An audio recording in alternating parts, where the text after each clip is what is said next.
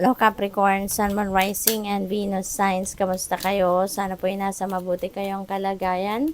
Welcome back po sa Star Tarot. Kung bago kayo rito, welcome din kayo. Thank you sa inyong support. I truly appreciate it. God bless you all. Capricorn, generosity, energy. What good is treasure if you keep it for yourself? Capricorn, you are going to display your generosity at this time, no?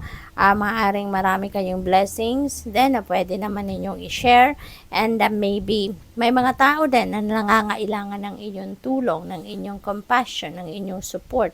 Kaya maaring your generosity also will be on display sa ngayon. Self-care, mag-alaga din, no? Alagaan din ninyo ang inyong sarili, Capricorn. Maybe you've been very busy lately at na-overlook nyo na yung pag-aalaga sa inyong sarili. So, this is a calling for you, no? Na mag-self-care kayo. It's about time na para alagaan nyo naman ang inyong sarili. It's about time na para bigyan naman ninyo ng oras, panahon, atensyon ng inyong well-being, na maging maayos, mas maging healthy kayo, no? Give yourself time to rest, to relax. Listen. The secrets of the sea become apparent when we listen to the sound within the shells. Ayan. So, Capricorn, maybe you are seeking for guidance, no, from the divine.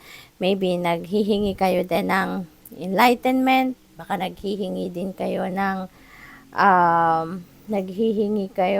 clarity, no?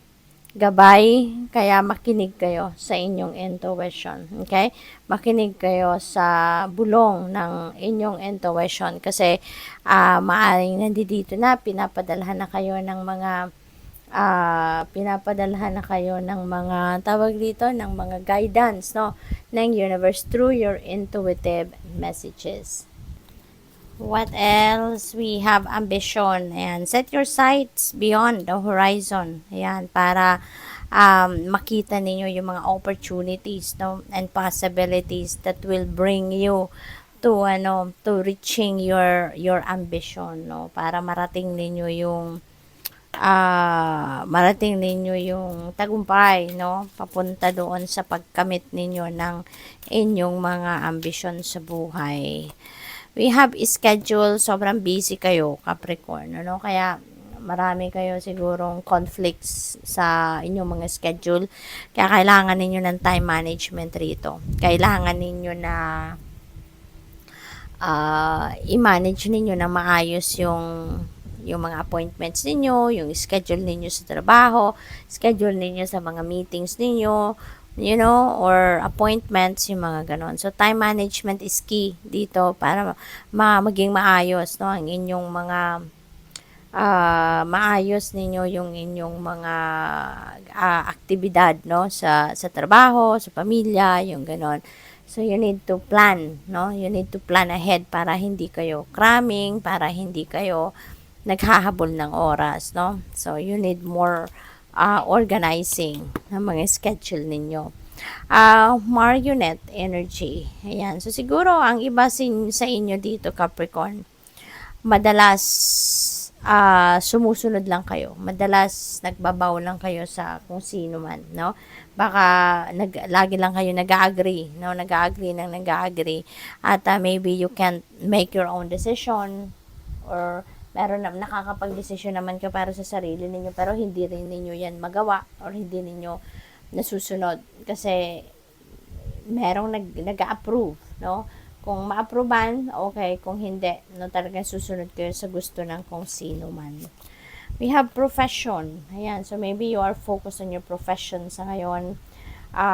Siguro, ibang expertise din ninyo sa ngayon, yung talents ninyo, yung gifts ninyo.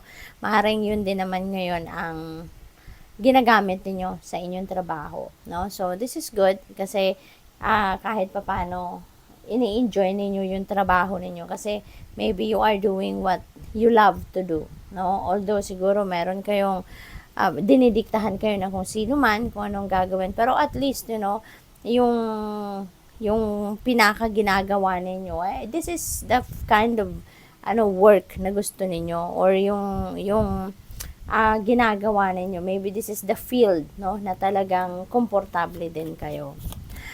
We have conflict. Ayan, maaring meron kayong dispute with someone, maaring meron kayong hindi pagkakaintindihan with someone, baka meron diskusyon dito, no, kasi hindi kayo nag-agree sa bawat isa. So maybe meron kayong you're not on the same page, no, maaring yun ang may pinag-aawayan kayo. Compromise, ayan, so eto yun, kung sino man ito, baka katrabaho ninyo ito, kapamilya, kaibigan, ano, kung sino man ang meron kayong conflict with, na maaring eventually you're going to agree with each other, no, merong compromise, so maaring papasok kayo sa compromise in order for you to fix kung ano man yung hindi ninyo pagkakaintindihan. So at least, baka magpapakumbaba din kayo, or yung kaaway ninyo, baka magpapakumbaba din siya. Kaya you will end up reconciling with each other, no? So maganda kahit papaano, 'di ba? We have pride. Ayan, so siguro ang dahilan ng pag-aaway na to is pride, no? Baka parehas kayo ma-pride, or baka ikaw yung ma-pride, baka ganon, ano? Kaya maaaring yun ang dahilan ng pag-aaway ninyo, or hindi ninyo pagkakaintindihan. Probably then for some of you, no, on a different scenario naman, baka this is pride of self-pride, kumbaga, yung you are being proud of yourself, no, of who you have become na, or what you have become, yung ganon. Yung parang sa ngayon, alam nyo na yung self-worth ninyo, 'di ba? Mataas ang yung self-esteem, yung self-confidence ninyo because of the accomplishments and achievements na narating ninyo, no, or nakuha ninyo at this time. So good luck. Thank you for watching. Love and light. Namaste.